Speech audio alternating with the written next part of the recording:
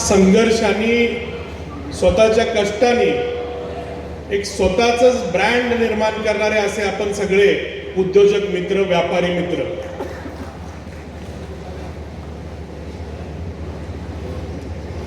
आज देवगडमध्ये हा कार्यक्रम आहे.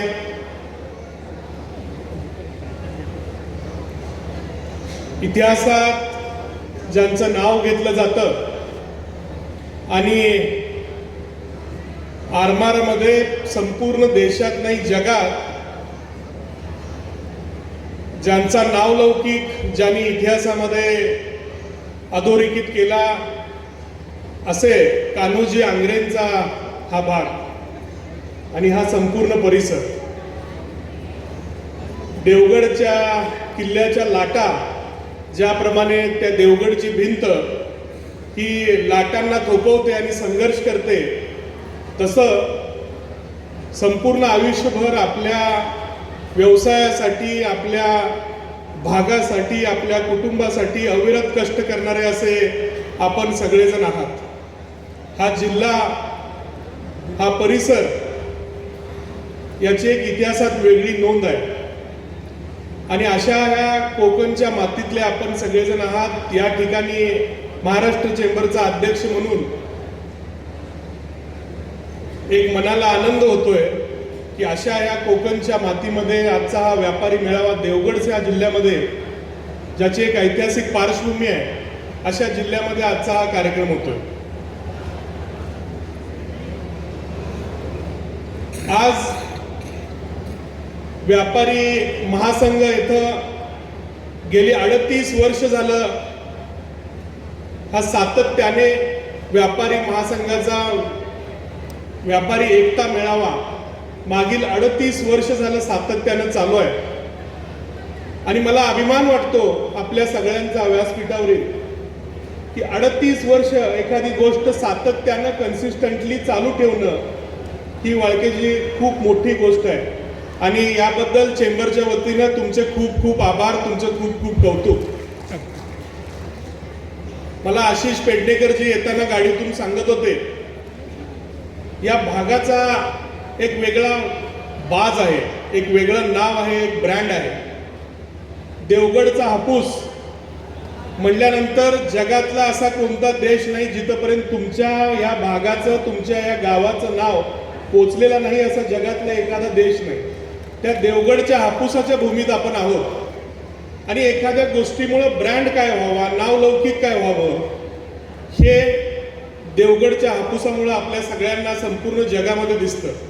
परंतु याच्या पाठीमागे तुमची सगळ्यांची अपार मेहनत आहे, तुमची मेहनत आहे, तुमच्या पूर्वजांची मेहनत आहे.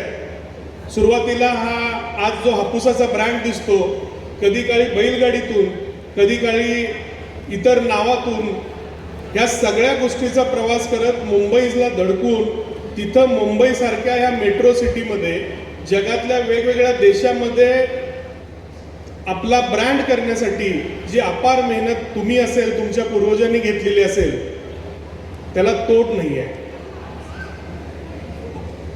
आपण आजच्या या संपूर्ण व्यापारी महासंघाच्या वतीनं जो हा आजचा एकता मेळावा आयोजित केलेला आहे, ही काळाची खूप मोठी गरज आहे आणि गेली 38 वर्ष झालं तुम्ही हा मेळावा करताय. कारण जर आपण विखुरलेले असू तर आपला आवाज शासनाकडे असेल किंवा प्रशासनाकडे असेल, विखुरलेल्यांचा आवाज पोचत नाही. आपण जर एक असू तर आपला आवाज शासन दरबारी पोचेल, प्रशासनापर्यंत पोचेल आणि ती गोष्ट मान्य करण्यासाठी शासन असेल, प्रशासन असेल, त्याला तयार व्हावं लागेल. त्यामुळे विखुरलेले न राहता एक होण्यासाठी आपण सगळेजण इथं आलो, हे पहिला समजून घ्या. आणि तुम्ही एक आहात, तुम्ही एकत्र आहात, तुम्ही एक मुठ्ठी आहात. अशा एकतेला महाराष्ट्र चेंबर ऑफ कॉमर्स या राज्याची शिखर संस्था म्हणून सदैव आम्ही तुमच्या पाठीशी राहू. गेली 38 वर्ष झालं ही परंपरा तुम्ही राखताय. 38 वर्ष हा मोठा कार्यकाळ आहे. मला तुमच्या अध्यक्ष प्रसादजींनी सांगितलं की जिल्ह्यातल्या प्रत्येक गावातून लोक आजच्या या मेळाव्याला येतात. एवढा उत्साह, एवढा आनंद तुमच्या सगळ्यांच्याकडे ओसंडून वाहतोय. आणि असा मेळावा करत असताना आपल्याला भविष्याचाही वेध घेतला पाहिजे. तुम्हाला माहित आहे की ऑनलाईनचं जग आहे. त्या ऑनलाईनच्या जगामध्ये व्यापाऱ्याला काय त्रास होतोय ते आम्ही दररोज चेंबरचा अध्यक्ष म्हणून बघतोय. कारण आता ब्लिंकिट आलंय, ॲमेझॉन आलेलं आहे. एखादा ग्राहक घरात बसून कुठली तरी ऑर्डर करतो आणि ह्या ब्लिंकिट आणि ॲमेझॉनच्या ह्या ऑनलाईनच्या जगामध्ये त्याला घरामध्ये ताबडतोब कुठलीही गोष्ट अवेलेबल होते. मग आपल्या एखाद्या व्यापाऱ्याची जी स्पर्धा आहे ती या मोठ्या इंटरनॅशनल कंपनीबरोबर आहे, ज्यांचा लाखो करोडोचा टर्नओव्हर आहे, ज्यांची खरेदी स्वस्तात असते, त्यामुळे त्यांना विक्रीही स्वस्तात करणं जमतं. पण त्या ब्लिंकिटला आणि ॲमेझॉनला जो ग्राहक जातो त्या ग्राहकाला तो आपलेपणा, ते प्रेम तिथं मिळणार आहे का जे तुमच्याकडून त्यांना ग्राहकाला मिळतं? ती विश्वसनीयता तुमच्यासारखी मिळणार आहे का जी विश्वसनीयता तुम्ही व्यापारी त्या ग्राहकाला देऊ शकता? ती विश्वसनीयता, तो आपलेपणा, तो प्रेम फक्त आणि फक्त तुमच्याकडे आहे, बाकी कुठल्याही मल्टीनॅशनल कंपनीकडे नाही. पण हा आपलेपणा, प्रेम याच्यावरतीच आपलं पुढचा भविष्य आहे का? तर नाही. काळानुरूप आपल्यालाही बदललं पाहिजे. काळानुरूप प्रसादजी आपल्यामध्ये व्यापाऱ्यांनी आता बदल केला पाहिजे आणि ती काळाची गरज आहे. तुम्हाला माहित आहे HMTचं घड्याळ होतं पूर्वी. आज बरेच लोक पूर्वी HMTचं घड्याळ घालत होती. कुठं आहे ते HMTचं घड्याळ? माझ्या लहानपणी आम्ही ते कॅसेटचं रीळ असं लांबडं करून आम्ही ते खेळायचो आमच्या गावामध्ये. मी एका ग्रामीण भागातून येतो, सांगली जिल्ह्यातलं छोटंसं 2000 लोकसंख्या असलेलं गाव आहे. आम्ही ते रीळनी खेळायचो लहानपणी. तो कॅसेट गेलं, VCR गेलं, त्यानंतर CDचं युग आलं. ती CD कॉम्प्युटरमध्ये घालायची, ती CDचं युग गेलं. आता पेनड्राईव्ह आलं. जो काळानुरूप स्वतःला बदलत नाही, नोकियाचा मोबाईल आहे. काळानुरूप नोकियाच्या मोबाईलनी स्वतःला अपडेट केलं नाही. नोकियाची जागा सॅमसंगने घेतली, सॅमसंगची जागा आता आयफोनने घेतली. जो काळानुरूप स्वतःला बदलत नाही तो अपडेट होत नाही. जो अपडेट होत नाही तो आउटडेट होतो. त्यामुळे अपडेटेड व्हायला पाहिजे. पण तुम्ही म्हणाल अपडेटेड व्हायला पाहिजे म्हणजे काय करायला पाहिजे? सगळ्यात पहिल्यांदा मी एक तुम्हाला छोटंसं उदाहरण प्रसादजी सांगतो. आता तुमच्यावर चर्चा करता करता मला आमच्याच एका सांगली जिल्ह्यातलं उदाहरण आहे. मेडिकल स्टोअर होते 10 लोकांचे. त्यांना लक्षात आलं की लोक ऑर्डर ऑनलाईन करतात आणि आपली 10 लोकांचे मेडिकल स्टोअर आता भविष्यात ह्या स्पर्धेच्या युगामध्ये नुकसानीत चालले. त्या 10 लोकांनी एकत्रित येऊन एक LLP बनवली, एक कंपनी बनवली. आणि त्यांचं असं कितीतरी, तुम्हाला आता कोल्हापूरला तुमचे मित्र आहेत संजय शेटे, कोल्हापूर चेंबरचे अध्यक्ष आहेत, त्यांचीही सेम कंपनी आहे तिची. यांनी एकत्रित येऊन एक कंपनी बनवली आणि स्वस्तामध्ये खरेदी, बल्क खरेदी आणि ऑनलाईन विक्री त्यांनी चालू केली. आता तुम्ही म्हणाल हे प्रत्येकाला शक्य आहे का? शक्य नाही, प्रत्येकाला शक्य नाही. पण ज्यांना शक्य आहे आपल्यातल्याच व्यापाऱ्यांनी त्यांनी एकत्रित आलं पाहिजे, बल्कमध्ये खरेदी केली पाहिजे आणि ऑनलाईन विक्रीलाही आपण सुरुवात केली पाहिजे. तर आपण या स्पर्धेच्या युगामध्ये पुढं पुढं जाऊ. मी मगाशी जसं म्हणालो HMTचं घड्याळ असेल किंवा नोकियाचा मोबाईल असेल, हे अपडेटेड झाले नाहीत तर आउटडेटेडच होतात. तसं आपण ह्या स्वतःमध्ये काही नवीन गोष्टीमध्ये बदल केला पाहिजे, नवीन तंत्रज्ञानाचा वापर केला पाहिजे. आत्ताचं जग हे AIचं येणारं जग आहे. मी चेंबरचा अध्यक्ष म्हणून तुम्हाला जर भविष्यातल्या येणाऱ्या अडचणी असतील किंवा स्पर्धा असतील जर सांगणार नाही तर कोण सांगणार? कारण आम्ही बघतोय, आम्हाला दररोज धुळ्यापासून गडचिरोलीपर्यंत जाताना व्यापारी त्यांच्या अडचणी सांगतात. त्या अडचणी सेम असतात. आजच्या या जगामध्ये नवीन तंत्रज्ञान AIचा वापर आपण सगळ्यांनी करायला पाहिजे. AI मध्ये भविष्य हे पुढचं 5-10 वर्षाचं, जसं तुम्हाला मी म्हणालो CD VCR गेला, मोबाईल आला, मोबाईलमध्ये पण व्हॉट्सअप सगळ्या फंक्शन्स आले, आत्ता ChatGPT आलं. भविष्यात AI हे संपूर्ण 10 वर्षानंतरचं चित्र पूर्ण पालटलेलं दिसेल. त्या पुढच्या 10 वर्षाच्या चित्र पालटलेल्या जगामध्ये आपणही त्याचा स्वीकार केला पाहिजे. आणि आमचे राम भोगले जे आहेत त्यांनी इनोव्हेशनचा बराच, मी त्यांचा ज्यावेळी इतिहास वाचतो चेंबरचा, त्यांनी बऱ्याच वेळा इनोव्हेशनबद्दल खूप काही सांगितलेलं आहे. त्या इनोव्हेशनचा स्वीकार केला पाहिजे. तुम्हाला आपला उद्योग करत असताना हा उद्योग अधिक गतिमान करण्यासाठी काही गोष्टी मी सांगतो. पारंपरिक उद्योग आणि एंटरप्रेनरशिपमध्ये फरक काय असतो?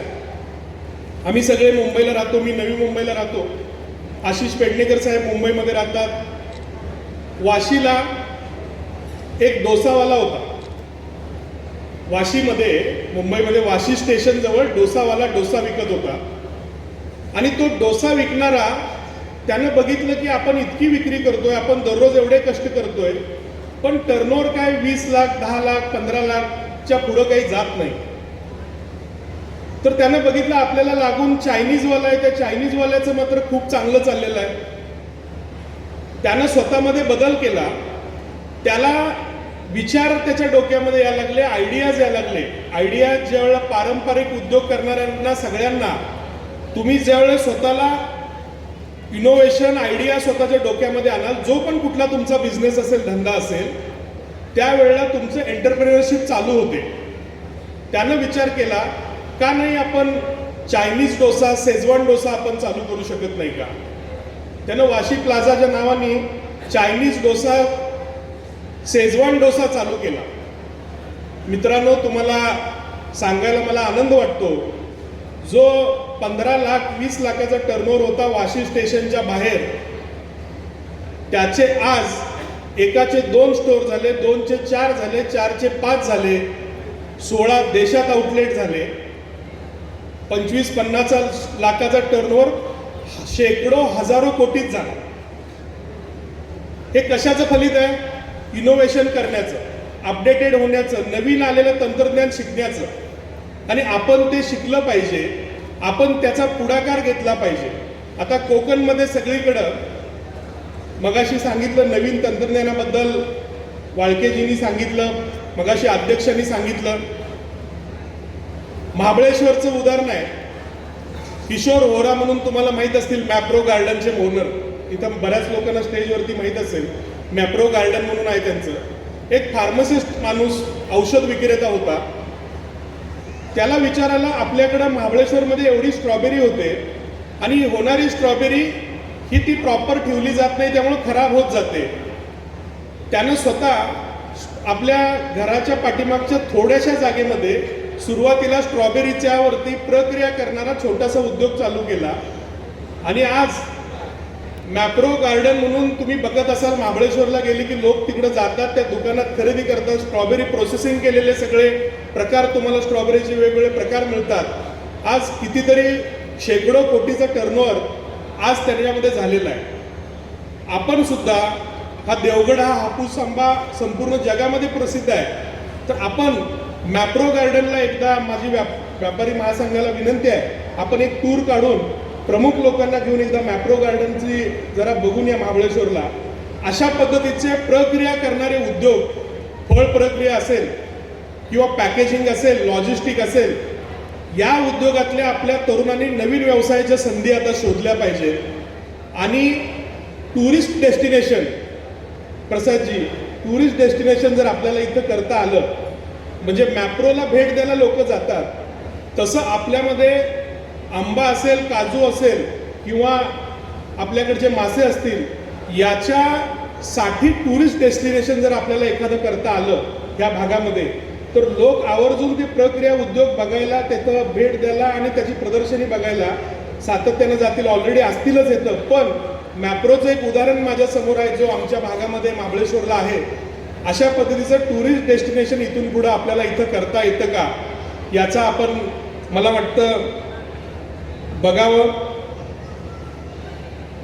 1927 साली महाराष्ट्र चेंबर ऑफ कॉमर्सची स्थापना झाली.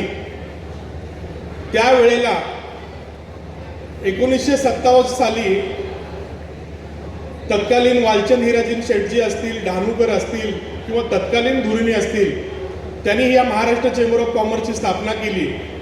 आणि भविष्यात महाराष्ट्र चेंबर ऑफ कॉमर्सच्या मदतीने व्यापारी, उद्योजक यांच्यासाठी अतिशय भरीव काम तुमच्याच कोकणचे सुपुत्र सन्माननीय राम भोगले जे असतील, सन्माननीय आशिष पेडणेकर जी असतील यांनी काम केलं आणि या महाराष्ट्रामध्ये एक खूप मोठ्या पद्धतीनं व्यापाऱ्यांच्यामध्ये एकजूट झाली, उद्योजकांच्यामध्ये एकजूट झाली.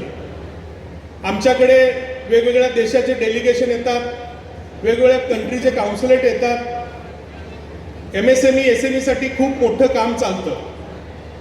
मी गेली 17 ते 18 वर्ष या महाराष्ट्र चेंबर ऑफ कॉमर्सचा पदाधिकारी म्हणून मी हे सगळं बघितलं. पण मी एका 2000 लोकसंख्येच्या छोट्या गावातून येतो. भलेही आज मुंबईमध्ये माझा उद्योग असेल, पण मला असं वाटत होतं की प्रत्येक गावामध्ये, शहरामध्ये जसे MSME असतात किंवा वेगवेगळ्या मुंबईमध्ये जसं इम्पोर्ट एक्सपोर्ट करणारे बरेचसे मोठे MSME आहेत, कॉर्पोरेट ग्रुप आहे, तसं प्रत्येक गावामध्ये उद्योजक झाला पाहिजे. आणि ही उद्योजक होण्याची कल्पना प्रत्येक गावामध्ये करण्याची कशी आली तीही एक उदाहरणातून सांगतो. कारण मी गाव तिथं उद्योजक हा एक मोठा संकल्प, मोठा अभिनव उपक्रम, गाव तिथं उद्योजक हा महाराष्ट्र चेंबर ऑफ कॉमर्सनं हाती घेतलेला आहे. आणि याच्या पाठीमागची कल्पना कशी आली मी सांगतो तुम्हाला.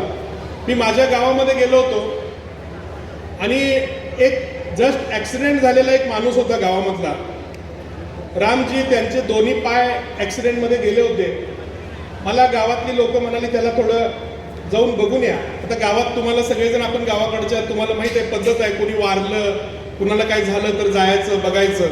मी त्याच्या घरी गेलो. माझ्या खिशात एक 25-30 हजार रुपये होते.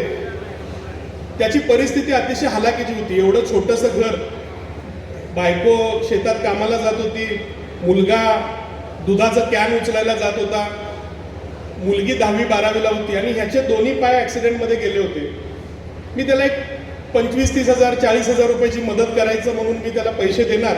इतक्यात माझ्याबरोबर एक गावातला, आमचाच गावातला एक ग्रामस्थ होता. तो म्हणाला, दादा ह्याला पैसे देण्यापेक्षा याला माझं एक जुनं फरसाना तयार करण्याचं मशीन आहे, 1.5 लाखाचं, 1.5 ते 2 लाखाचं, ते तुम्ही याला का देत नाही. मला पहिल्यांदा विचार आला, हे ह्याचा मशीन मला खपवतोय का काय, कारण ह्याला मशीन याची विकायची आहे म्हणून मला हा सांगतोय वाटतं. पण परत विचार केला, ठीक आहे, कदाचित पॉझिटिव्हली काहीतरी त्यातनं घडेल. मी म्हणालो तुझं मशीन कितीचं आहे. तो म्हणाला 1.5 लाखाचं आहे. मी म्हटलं माझ्याकडे 30-40 हजार आहेत, तेवढे द्या, राहिलेले नंतर द्या. मी ती मशीन त्या घरामध्ये दिली आणि मी निघून गेलो मुंबईला. 5-6 महिन्यांनी मी परत ज्यावेळी आलो, रामभाऊ त्यावेळेला मी त्याच्या घरी भेट द्यायला गेलो. जस्ट आलोय तर बघून येऊया कसं चाललंय, काय चाललंय. त्यावेळेला तो अपंग माणूस घरी, त्याच्यात ते दोन्ही पाय गेले होते, तो ते फरसाना तळत होता. मुलगी त्याला मदत करत होती आणि बायको जी बाहेर कामाला जाणारी होती ती आणि मुलगी मिळून पॅकिंग करत होते. आणि मुलगा प्रत्येक गावागावात फिरून तयार झालेला फरसाना हा सेल्स करत होता, विकत होता.